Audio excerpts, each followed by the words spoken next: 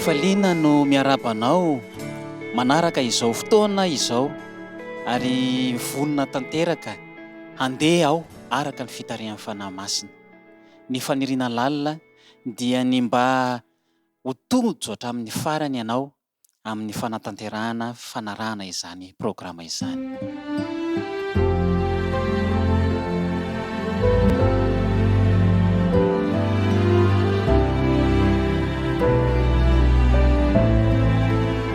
Miaraka hivavaka isika. Ray malalo, fantatrao ny fahavononanay ankehitriny. Fantatrao ny fanirianay hanaraka tsy tapaka izao fotoana izao satria maniry indrindra izahay hanana ny fomba fanarahana anao araka ny sitraponao ary tiana indrindra ny hanana izany hoe toe-panahy tena araka an'Andriamanitra. Koa engany ity fotoana ity sy ny fotoana rehetra izay mbola ho lalovana dia hitera-bokatsoa eo amin'ny fifandraisanay aminao ary indrindra ny toetra tsara araka ny sitraponao. Amin'ny anaranao Jesosy no angatahanay izany vavaka izany. Amen.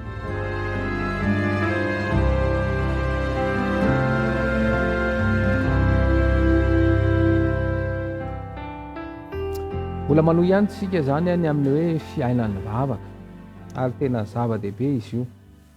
Zao raisika ny teny amin'ny tantara faharoa toko fafito andininy efatra ambin'ny folo. Tantara faharoa toko fafito ny andininy efatra ambin'ny folo. Zao vaky ny teny.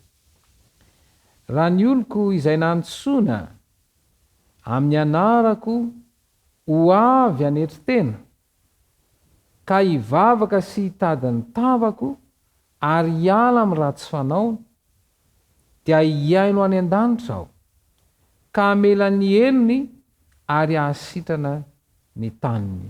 Avetriko le mandeha ny teny. Raha ny oloko izay nantsoina amin'ny anarako ho avy anetri-tena ka hivavaka sy hitady ny tavako ary hiala amin'ny ratsy fanaony dia hiaino any an-danitra aho ka hamela ny elony ary hahasitrana ny taniny. Tantara faharoa toko fafito ny andininy fahaefatra ambin'ny folo. Ny fomba fiainana mahazatra hatramin'izay mahakasika ny vavaka dia mifantoka amin'izay ilainy tena. Raha milaza ny bokin'i Jakoba manao hoe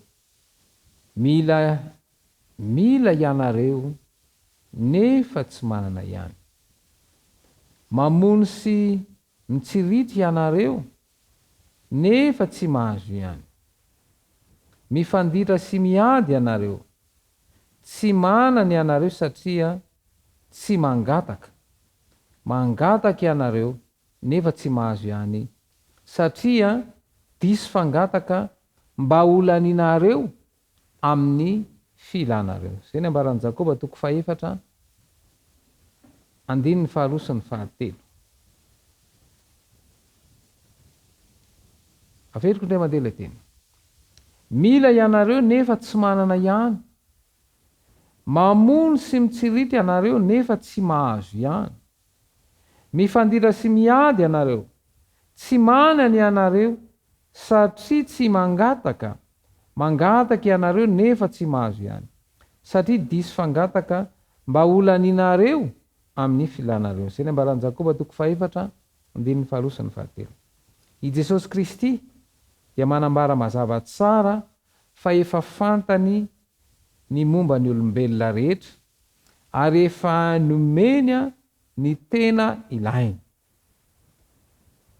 Ny fisainam-pahotana no miazona ny fisainan'ny mpanota tsy fantoka ao amin'ny Kristy. Hoy ny Baiboly manambara, ary raha mivavaka ianao aza mba ho tahaka ny mpiatsara velatsihy. Mateo toko 5:5. Manambara ny fivavahana ivelambelany fotsiny izany. Tsy misy fifantohana fa mitady fahafaham-po amin'ny filana apetraka izao tontolo izao. Hoy ny fanambarany Mateo toko 6:7. Ary raha mivavaka ianareo dia aza mba manao teny maro foana tahaka ny jentilisa, fa ataony ny hamaroan'ny teniny no ianona azy. Averiko ry mandeha. Ary raha mivavaka ianareo dia aza mba manao teny maro foana tahaka ny jentilisa, fa ataony ny amaron'ny teniny no ianona azy. Mateo 4:7. Io ilay vavaka kitian'ny fihetsepo fotsiny, ary efa zary tsy anjery aza ny tolom-bavaka ka tsy misy aina intsony.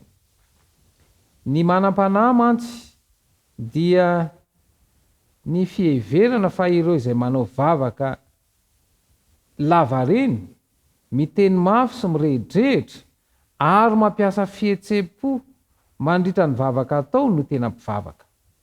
Averiko ray mandeha. Ny mampanahy mantsy dia ny fiheverana fa ireo manao vavaka lava reny, miteny mafy sy mirehdrehitra ary mampiasa fihetsem-po mandritra ny vavaka atao no tena mpivavaka.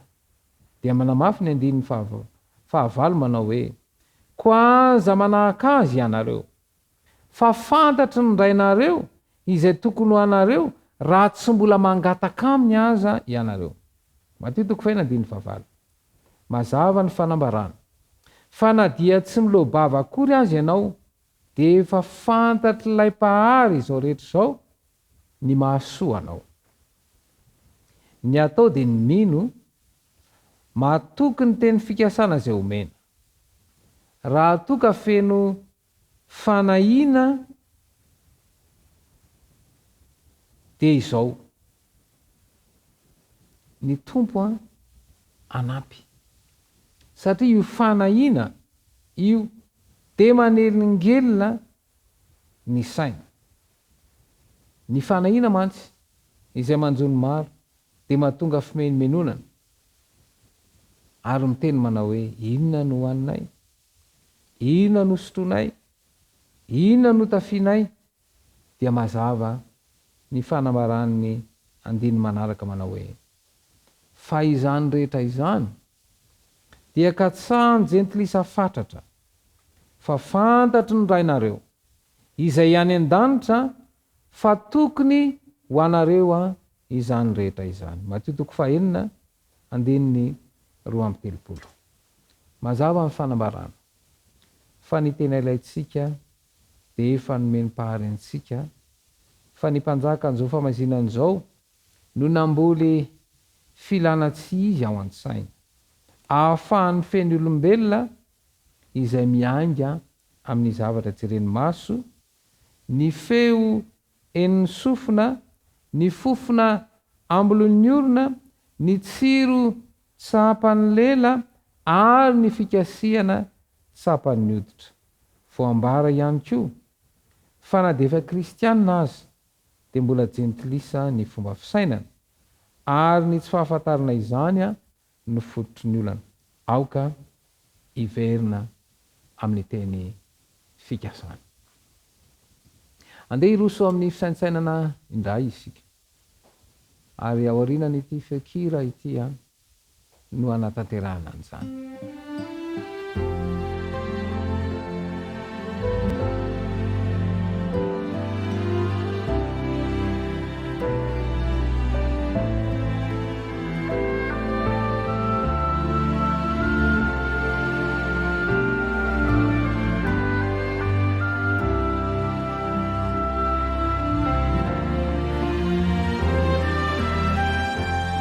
Fisaintsainana no araky ny faharesana eto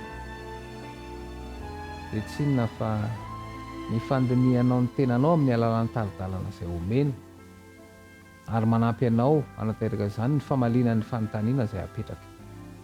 Fanontaniana voalohany: ahoana ary no atao hoe mivavaka? Eritrereto, saintsaina, mialao amin'ny fomba efa mahazatra dia ho azonao ary hainao mamaly hoe ahoana ny atao hoe mivavaka. Fanontaniana faharoa: manao ahoana ny fomba fivavaka? Tsy misy izay tsy mivavaka, fa ny tarihana antsika eto dia ilay fitadiavana firaisana tanteraka aminy. Manao ahoana ny fomba fivavaka? Rehefa mandiny teny ianao, rehefa mieritreritra lalina ianao, ny saintsainan'izany dia hazava ao an-tsainao ny valim-panontanianao. ary ny zavatra mazava tsara ao an-tsaina dia mitarika eo amin'ny fanapahan-kevitra amin'ny famalina ny fanontaniana hoe inona no tokony atao. Tanterao ny zavatra mazava tsara ao an-tsaina amin'ny fandraisana fanapahan-kevitra entitra ka hitondra fanavaozana ny fiainanao any lehibe. Vavaka isika. Misaotranao Jesosy malala no famirapo-tsy ny fitiavanao hanomezanao teny indray. Ampy anaro izay mba hisaintsaina. Ampy anaro mivavaka izay. Ary aoka ny fahazavan-tsaina avy amin'ny fanahinao masina no hifehy fisainanay mba hahafahany amafatra ny sitrapony ary ampianakiny izany ka hitondra fanavaozana amin'ny fiainanay ny teny. Tonoana sy angatana amin'nanao Jesosy Kristy mivavaka. Amen.